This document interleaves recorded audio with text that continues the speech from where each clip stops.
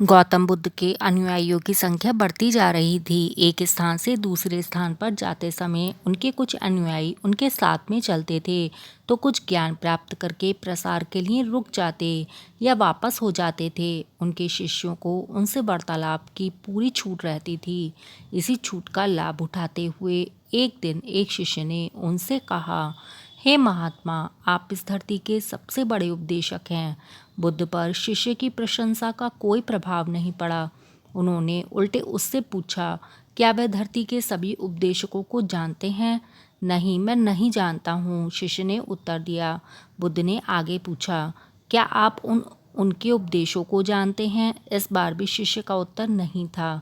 इसे सुनकर महात्मा बुद्ध ने कहा, उपदेश को तथा उपदेशों के ज्ञान के अभाव में मुझे इस धरती का सबसे बड़ा उपदेशक कहना तो मूर्खता है।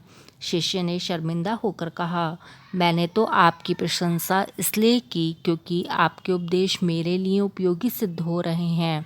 इस पर बुद्ध ने उसे समझाया कि यदि उपदेशों से सहायता मिल रही है तो उन्हें जीवन में उतारकर दूसरे के दुखों को दूर करो।